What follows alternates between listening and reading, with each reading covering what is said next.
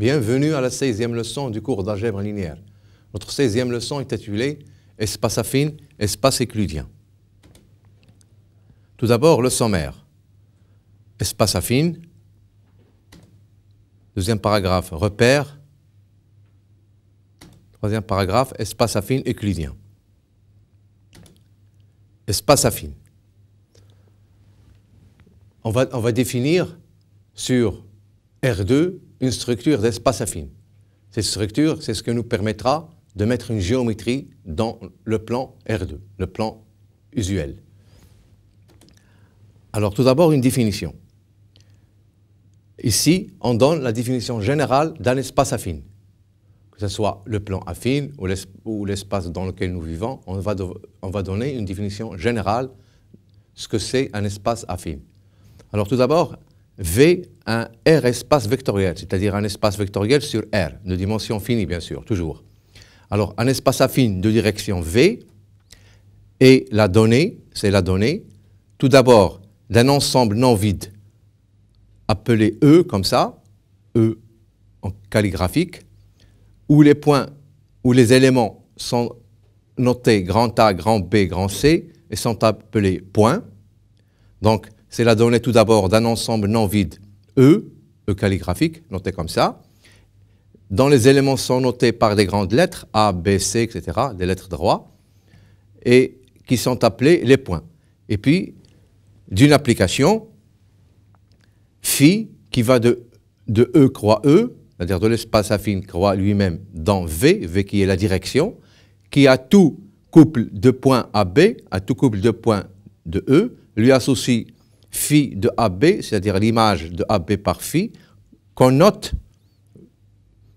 remarquez bien, qu'on note AB flèche et qu'on lit vecteur AB.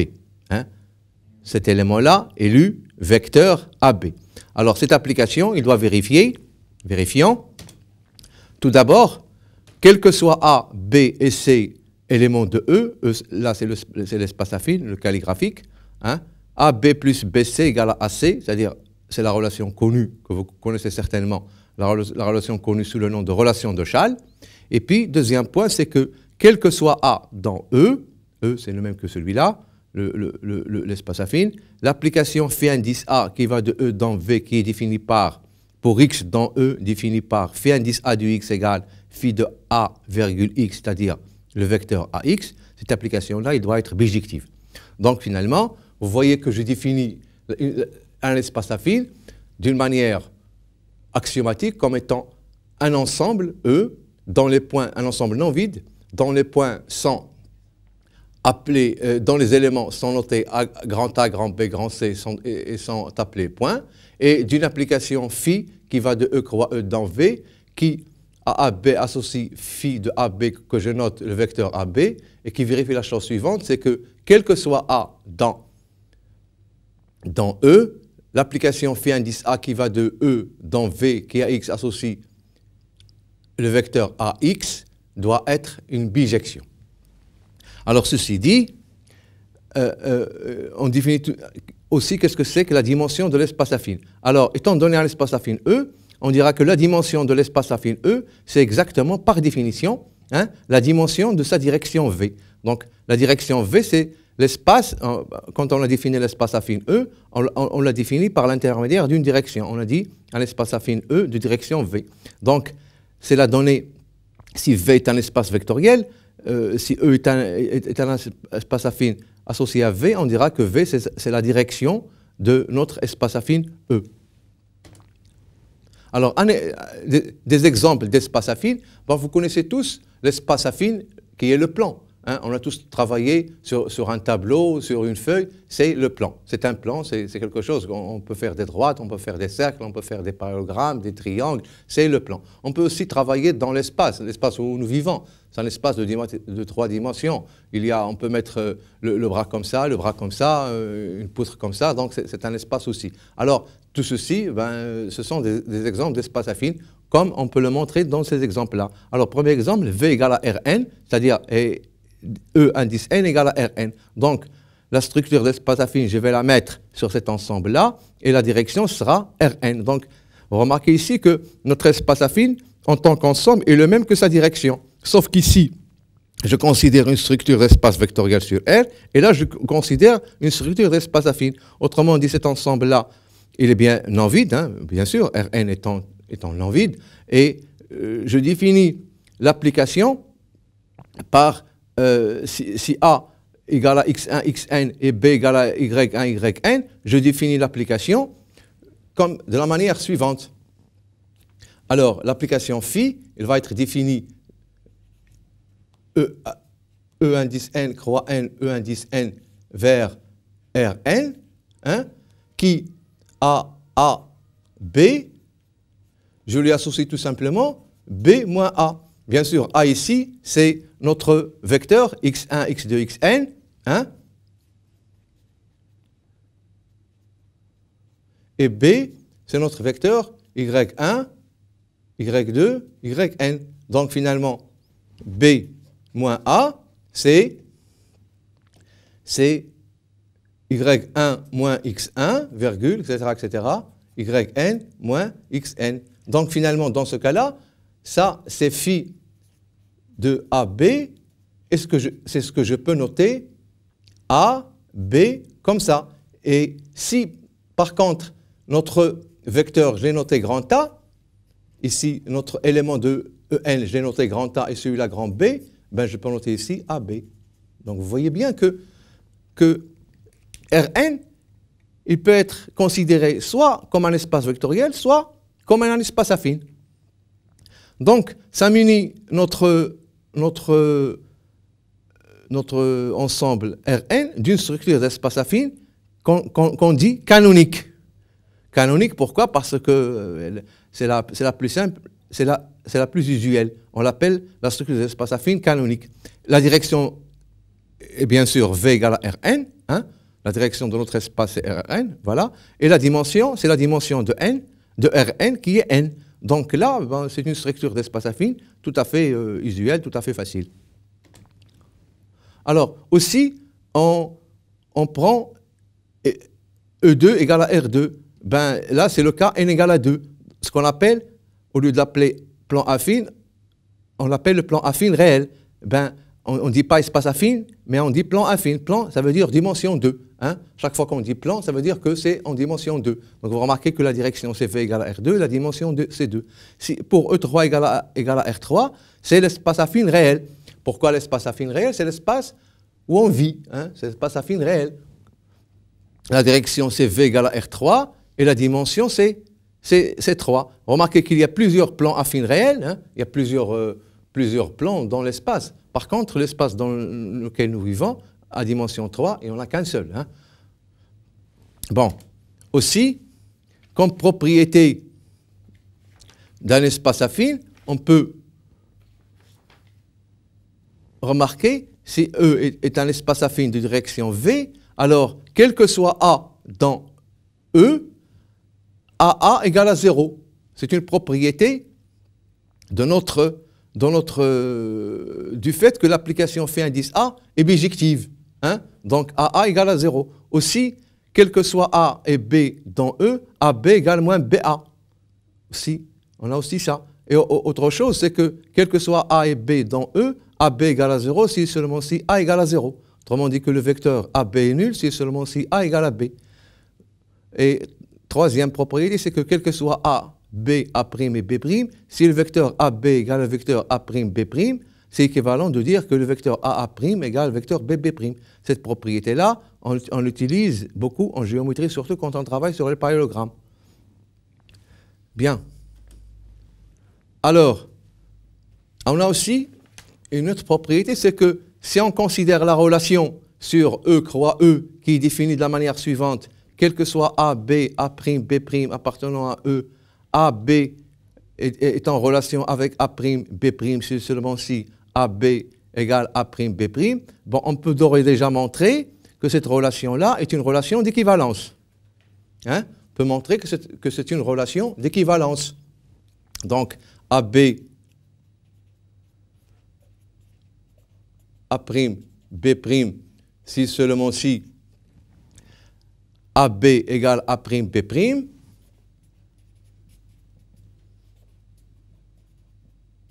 on peut montrer que c'est une relation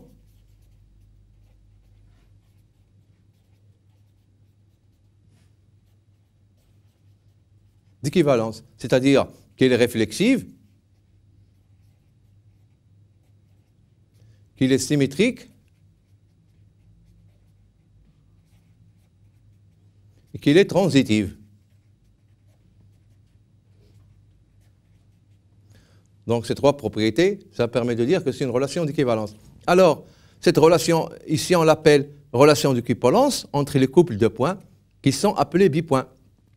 Un couple de points dans un espace affine, on l'appelle bipoint. Retenez bien cette définition. Alors, maintenant, on va parler de quelque chose qui permet de se repérer, en quelque sorte, dans un espace affine. Alors, vous savez tous, quand vous voulez aller d'un point à un autre, en général, pour ne pas se perdre, vous fixez des repères, c'est-à-dire des points par rapport à laquelle, des distances, qui vous permettent d'aller d'un point à un autre, pour ne pas se perdre. Exactement, en géométrie, on a la même chose. On se fixe un point et on se fixe des unités, si vous voulez, de travail, et à partir de ces deux choses-là, on peut situer n'importe quel point de notre espace affine. Alors, comment? Alors voilà, on se donne, si E est un espace affine de direction V, donc on a un espace affine, E de direction V. O, un point fixé. On se fixe, pour se fixer un repère, on se fixe tout d'abord un point. Si vous voulez, comme notre origine. Hein. Voilà, on se fixe un point O, ça sera l'origine, et on ne le change pas. Hein. Pour nous, c'est un point fixe à partir duquel on ajoute les autres points du repère. Alors, l'application phi indice O qui va de E vers V définie par phi indice O de M égale à OM est une bijection. Ça veut dire quoi, une bijection? Ça veut dire à tout vecteur de V, je peux lui associer un et un seul point de E, tel que OM en vecteur égale à ce vecteur petit v donné. Donc, vous avez maintenant l'idée que une fois on se fixe un point O, on peut avoir une bijection entre notre espace affine et notre espace vectoriel. Et cette bijection, elle est intéressante dans la mesure où, dans l'espace vectoriel, on a l'addition, on a la multiplication par un scalaire, on a la notion de base, on a la notion de composante, on peut avoir une structure d'espace euclidien, on peut avoir beaucoup de choses dans l'espace vectoriel. Donc vous voyez maintenant qu'au lieu de travailler avec un ensemble de points, une fois on se fixe un point, c'est-à-dire une origine, ben, notre espace affine, il sera en relation très étroite avec sa direction. Donc voilà la première des choses. Alors le point M maintenant, il sera entièrement déterminé par le vecteur OM. Hein? Parce que si OM est un certain vecteur, pour un vecteur V donné, il existe un point M unique tel que OM, vecteur OM égale à V. Donc ça veut dire que le point M est entièrement déterminé par le vecteur OM. Et cette assertion est très importante. Pour donner M, il suffit de donner les coordonnées du vecteur OM, qui est un élément de l'espace vectoriel V, ces coordonnées suivant une certaine base. Donc si on donne les coordonnées de OM suivant certaines bases, on aura terminé. On aura précisé V et par conséquent OM égale à V. Bien.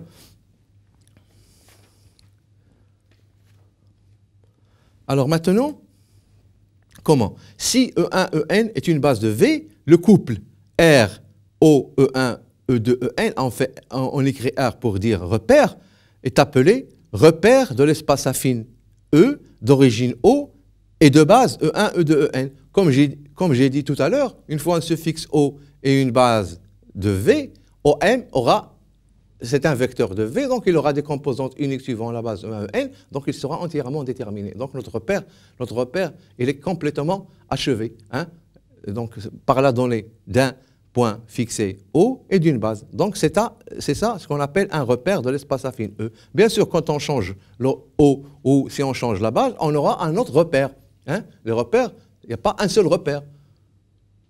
D'ailleurs, chacun, comme on dit, a son repère. Mais notre espace affine, dans notre espace affine, il y a plusieurs repères. Autant de points et il y en aura autant qu'il y aura des bases.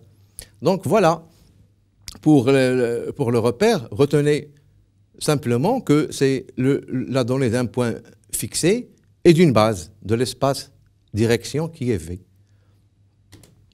Alors maintenant, les coordonnées de M dans le repère R, O, E1, E2, En sont les composantes du vecteur OM, par définition même. Et donc, notre point M, si OM égale sigma de x, I de I égale à 1 jusqu'à N, on dira que x1, x2, xn sont les coordonnées de M, et on l'écrira comme ça. Hein? On n'écrira pas l'égalité, mais on écrira que M entre parenthèses x1, x2, xn. Ça veut dire quoi? Ça veut dire, mais sous-entendu ici, par rapport au repère R, O, E1, O2, En. Si on change de repère, ces composantes vont certainement changer. Hein? Il n'y a aucune raison pour qu'ils restent les mêmes. Hein? Retenez bien ça. Donc, sous-entendu ici, par rapport au repère R, O, E1, E2, En. Hein? Donc, les coordonnées de M, je le répète une dernière fois, dans le repère R, O, E1, E2, En, sont les composants du vecteur OM dans la base E1, E2, En. Et on écrira OM égale sigma du x, I et M entre parenthèses x1, x2, xn. Donc, vous voyez bien maintenant que cette idée de repère, elle permet de définir les points de notre espace affine par des composantes, ce qu'on appelle ici les coordonnées. Hein, en géométrie, on utilise plutôt le mot coordonnées au lieu de composantes. Mais en fait, ce sont des composantes suivant une certaine base. Hein. Ce sont exactement les composantes de OM suivant la base E1, E2, En. Bien. Alors, exemple. Alors, notre exemple, c'est, par exemple, prenons le plan vectoriel R2 et prenons l'espace affine, le plan affine réel E2. Alors, on se fixe un point de E2 fixé, et E1, E2, la base canonique de R2. Alors, on prend un point fixé, hein, quelconque, mais on le fixe, on l'appelle O, et on prend la base canonique de R2. Bon, là, on prend la base canonique parce que tout le monde la connaît, hein, et puis elle vérifie beaucoup plus de propriétés. Alors, pour M, un point de E2, on peut écrire OM, on peut le décomposer, le vecteur OM, suivant la base de E1, E2. Donc, on va écrire XE1 plus YE2. Donc, X et Y sont respectivement l'abscisse et l'ordonnée de M.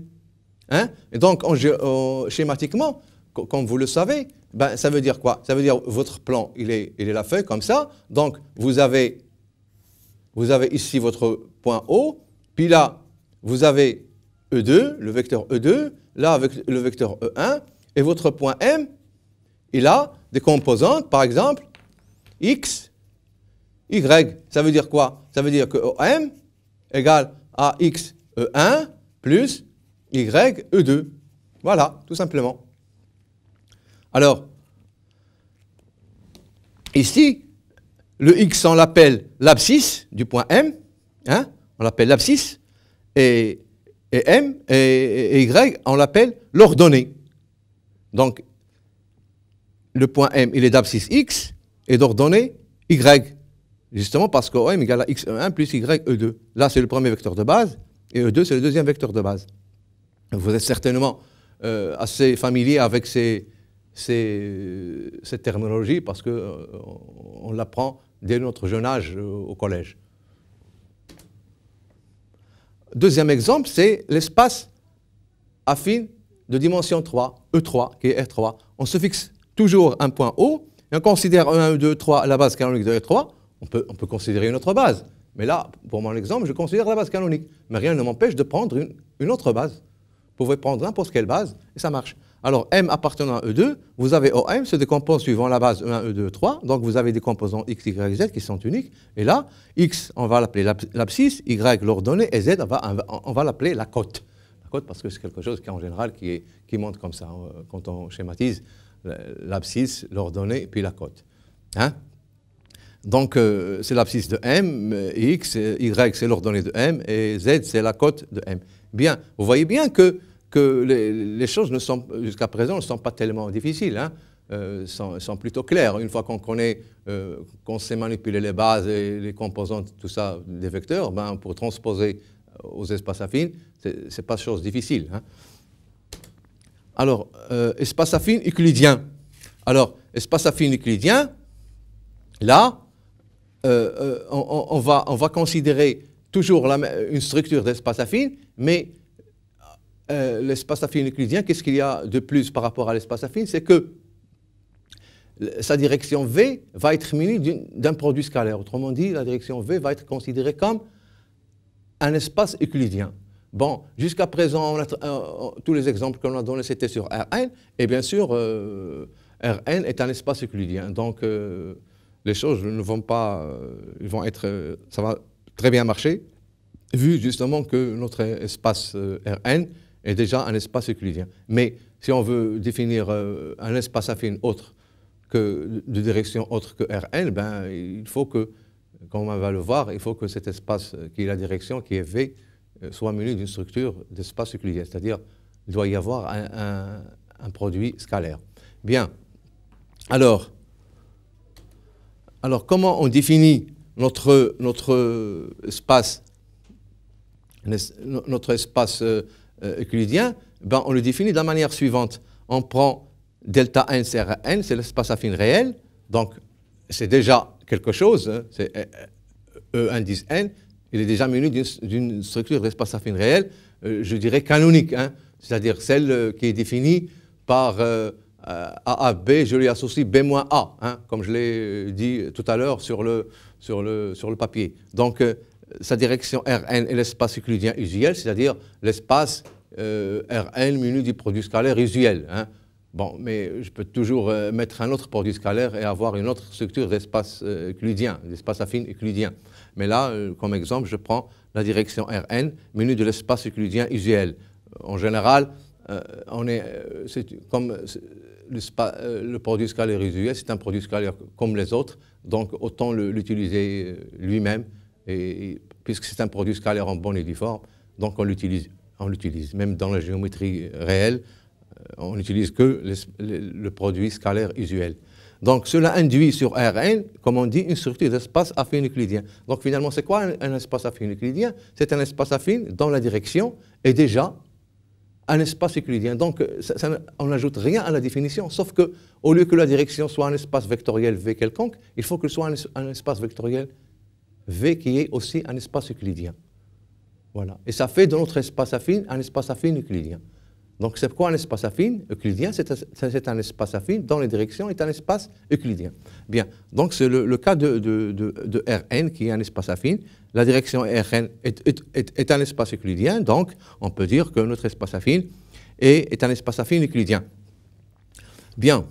Alors, maintenant, quand on parle de repère, ben, un repère, c'est quoi? C'est la donnée d'un point fixe et d'une base. Mais comme on est dans un espace euclidien, E1, E2 est la base d'un espace euclidien, on peut exiger par exemple de la base E1, En qu'il soit orthonormé. Et donc on dira qu'un repère R, O, E1, E2, En de l'espace E égale à Rn est dit orthonormé, ce repère-là, si tout simplement si la base E1, E2, En de Rn est orthonormée. Et vous savez qu'une base orthonormée, ça existe.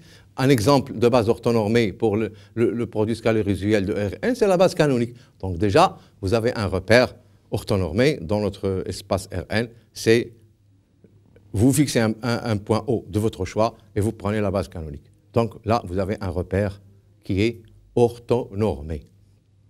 Mais il existe d'autres repères orthonormés, soit en changeant le point O et en gardant la même base, soit en fixant le point O mais en changeant la base, soit en changeant et le point O, on a un certain point O' et la base E1, E2, En en une autre base orthonormée E'1, E'2, E'N. Donc vous voyez un peu que les repères, c'est une question de choix. Hein.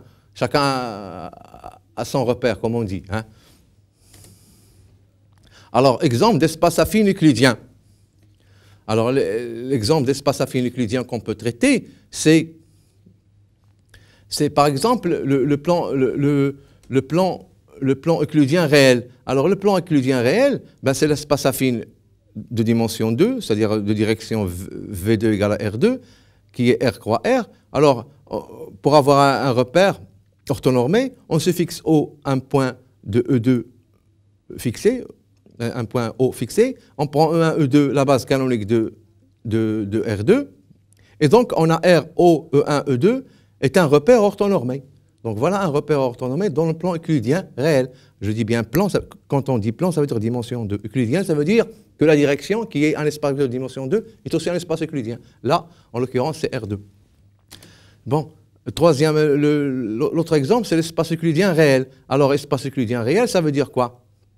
C'est au lieu de, bon, En fait, on aurait dû dire espace affine euclidien réel, mais on dit espace euclidien réel. Hein. Sous-entendu que c'est l'espace R3 muni de sa structure d'espace affine et qui est associé à la direction V qui est R3 aussi, muni de sa structure d'espace euclidien. Voilà, tout simplement. Donc, pour avoir un repère, on se fixe un point O et on considère une base E1, E2, E3 qui est orthonormée. Il n'y a pas mieux que la base canonique. Et le repère RO, E1, E2, E3 est un repère orthonormé. Mais on peut très bien prendre un autre point et surtout prendre toute base ici, toute autre base, à condition qu'elle soit orthonormée. Je dis bien à condition qu'elle soit orthonormée. Bien. Donc ceci, ça va permettre d'avoir un repère. Comme je l'ai dit, les repères, on peut en avoir beaucoup, mais le point M, il a des coordonnées par rapport à un repère et il a d'autres coordonnées par rapport à un autre repère. Et comme pour les changements de base, si un vecteur U a des composants suivant une base B et d'autres composants suivant une base B', vous savez la relation qui existe entre les composantes suivant une base B ou suivant une base B', c'est X égale à Px', où P c'est la matrice de passage de B à B'. La même formule, la même idée, on la trouve quand on fait un changement de repère. C'est-à-dire qu'un point M, s'il a des composantes x1, x2, xn par rapport au repère R, O, E1, En, et s'il a les composantes x'1, x'2, x'n par rapport au repère R' d'origine O' et de base E'1, E'2, E'n, certainement il y a une relation entre les xi et les xi'. Hein. C'est une question tout à fait naturelle. D'ailleurs, la relation, il existe, comme on va le voir ici. Alors, changement de repère. Changement de repère, alors, voilà, on se fixe, on se donne un espace affine En, de direction V égale à Rn. Donc, on est en structure d'espace affine. Hein. On n'a même pas encore besoin d'une structure d'espace euclidien, parce qu'on a besoin juste d'un repère où il y a une origine et une base. Et on se donne deux repères, c'est-à-dire le repère d'origine O et de base E1, E2, N, et l'autre d'origine O' et de base E'1, E'2, E'n. Donc, une fois on a ces deux repères, comme je l'ai dit, un point, il aura des composantes suivant ce repère et d'autres composantes suivant le deuxième repère. Alors, comment la chose se présente? Alors voilà, soit M, un point de notre espace affine. Alors M, par rapport au repère R, il a des composantes x1, x2, xn. Hein? Donc OM va s'écrire x1, E1, plus etc., plus xn, En. Très bien. Et puis aussi, par rapport à R', il admet les composantes x'1, x'2, x'n, c'est-à-dire O'M, c'est x'1, x'1, E'1 plus x'2, E'2, etc., plus x'n, E'n. Bien. Donc, vous voyez que mon point M, il admet des coordonnées suivant le repère R, et il admet d'autres coordonnées suivant le repère R'. Bon, le point M ici est le même que celui-là, donc il n'y a pas de raison pour que les coordonnées x1, xn et x'1, x'n ne dépendent pas l'un de l'autre. Ils doivent absolument dépendre l'un de l'autre parce qu'ils représentent le même point. Bon, certes, suivant deux repères différents, mais toujours est-il, ils représentent le même point. Donc, vous voyez ici que la question est tout à fait légitime de se poser comme question quelle est la relation qui existe entre les coordonnées x1, x2, xn et les coordonnées x'1, x'2, x'n. Alors, comment on fait? Alors, tout simplement, on exprime les coordonnées de M dans R', 0, 0, en fonction de celles dans R, 0, O, E1, E2, En. Donc, on exprime x1, x2, x'1, x'2, x'n en fonction des coordonnées suivant le repère R, O, E1, E2, N. Alors, comment? Alors, on a O', tout d'abord, notre point O', il admet des coordonnées suivant le repère R, c'est-à-dire O', ça sera A1, E1 plus AN, EN. Donc déjà, on a ça. Hein? La première chose qu'il faut connaître, ce sont les coordonnées de O' suivant le repère R. Voilà. C'est A1, A2, AN. On l'écrit comme ça. Et puis, O'M, en utilisant la relation de Charles, c'est OM ou moins O'.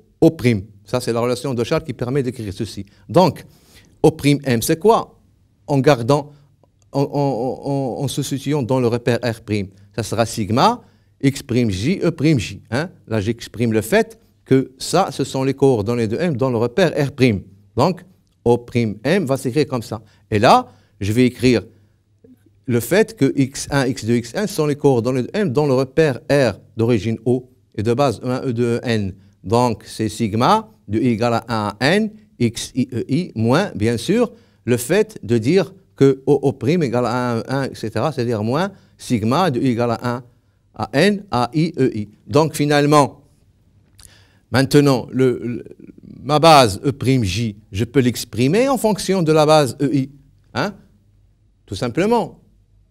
Le vecteur E'J va s'exprimer suivant la base E1, E2, N. Donc, chacun va s'exprimer comme ça. Donc, on va remplacer E'J ici, on remplace et on égalise. Et donc, on aura la relation existant entre X' et X. Bien sûr, il va faire intervenir les A indice I, et bien sûr, il va faire intervenir les P indice IJ. Donc, vous voyez maintenant la relation qu'il y a entre X', I et XI. Donc, on remplace E'J ici par sa valeur et on l'égalise. On l'égalise, ça veut dire quoi? Ça veut dire on dira que la première composante suivant E1 dans cette expression-là sera la première composante suivant E1 dans toute cette expression-là. Et la même chose pour la deuxième composante et jusqu'à la énième composante. Donc, on aura X'1 égale, X'2 égale, X'3 égale, etc. Donc, on remplace, comme on dit, on remplace et on égalise. Alors, on remarquez aussi que la matrice PIJ, c'est exactement la matrice de passage de la base E1, E2, N à la base E'1, E'2, E'N. Et ça, c'est, voilà, vous voyez maintenant que l'algèbre linéaire, l'histoire de base, de changement de base, de matrice de passage, de matrice, tout ça, c'est utilisé en géométrie. Donc vous voyez, c'est bien de la géométrie analytique. Hein. C'est-à-dire, tout ce qu'on a fait jusqu'à présent, on l'utilise dans ce cours-là, dans ce premier cours qui est proprement dit un cours de géométrie. Donc vous voyez bien que chaque leçon, elle est utilisée par la leçon qui la suit, hein, vous voyez. Et donc, quand vous révisez votre leçon, vous vous rendez compte que vous ne pouvez pas connaître la leçon d'ordre 1 sans connaître la leçon d'ordre de numéro n-1, si vous voulez. Hein. Donc, il faut bien réviser les leçons précédentes. Bien. Alors, un exemple de changement de repère. On considère E1, c'est la base canonique, E1 et E2, c'est la base canonique de E2 qui est R2. On considère O un suffixe un point, et puis R, c'est le repère O, E1, E2. Hein?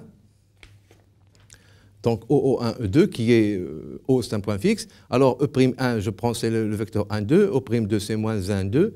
Et le point O', c'est le point de coordonnées par rapport au repère R, hein, retenez-le bien, 1/2, 2/3. Donc, considérons le repère R', O', qui a pour base E'1 et E'2. Donc, pour M dans E2, M admet par rapport au repère R les composantes XY, et par rapport au repère R', les composantes X' et Y'.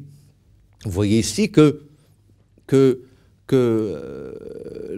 il s'agit de trouver X', Y' en fonction de X, Y. Alors, écrire X', Y' en fonction de X, Y. Alors, on a O', c'est O'M moins O', et on a X', E1' plus Y', E2' égale à X, E1 plus Y, E2 moins ça. Donc, je ne fais que traduire cette égalité-là ici. Alors, ça donne, en remplaçant X'1 par sa valeur E'1 par sa valeur et E'2 par sa valeur, on a X' égale à X sur 2 plus Y sur 2 moins 15 sur 12, et l'autre c'est moins X sur 2 plus Y sur 4 plus 1 sur 12. Vous voyez ici que notre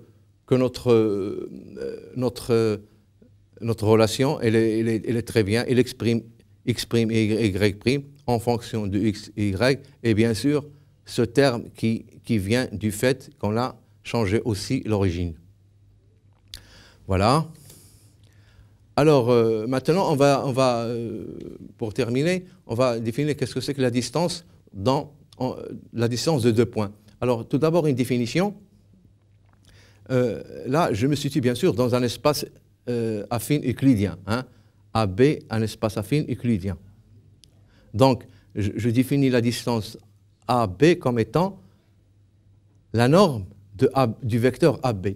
Donc, vous voyez que, puisque l'espace affine est euclidien, donc sa direction V est un espace vectoriel euclidien, donc j'ai le produit scalaire, j'en déduis la norme, et je dis voilà la distance entre A et B, c'est exactement, par définition, la norme du vecteur AB.